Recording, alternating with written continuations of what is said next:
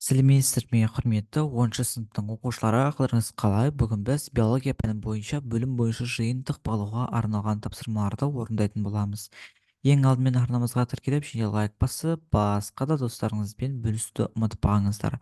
Бұл бізде 2-тоқсанға арналған жаңа биологиядан жаңа нұсқа. 10 сыныптарға арналған жаңа нұсқа. Бізде бірінші тапсырма гемоглобиннің диссоциациялану қисықсыздығы сигмоидты болуын түсіндіріңіз деп бізге берілген екен. Бұл жерде себебі гемоглобин оттегімен баяу қанығып оңай беріледі. Сондықтан қисық сызық солға ығысқан.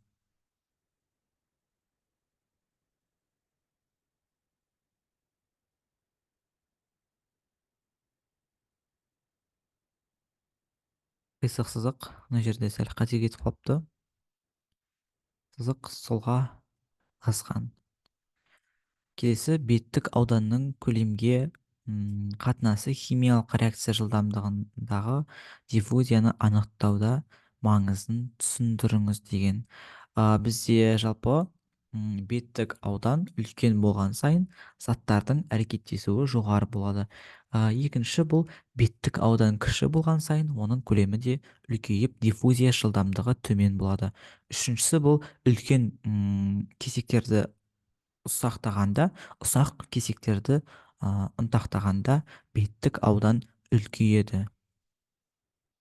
Үшінші тапсырма мембрананың морфологиялық құрылымының өзгеруінсіз төмен молекулалы заттардың тасымалдау түрлерін жіктеудің жалған және шындық екенін анықта деп бізге берілген екен. Заттардың пассивті тасымалдау қарапайым және жеңілдетілген диффузия әсерінен жүзеге асады.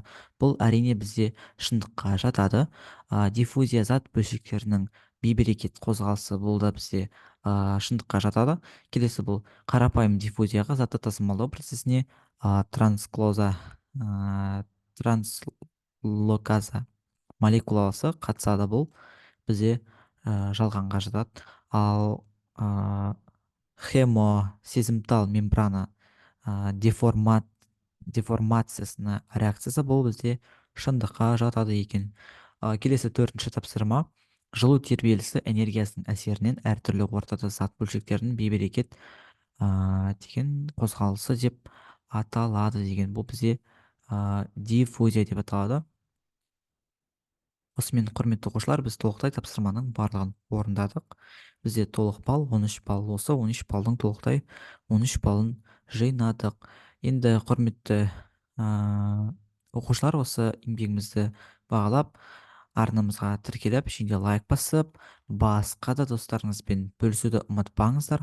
Алдағы уақыттарда екінші бажабыларын шығаратын боламыз. Сол себептен біздің еңбегімізді бағалап, қолдап кетуді ұмытпаңыздар. Бүгінге осы, сау болыңыздар.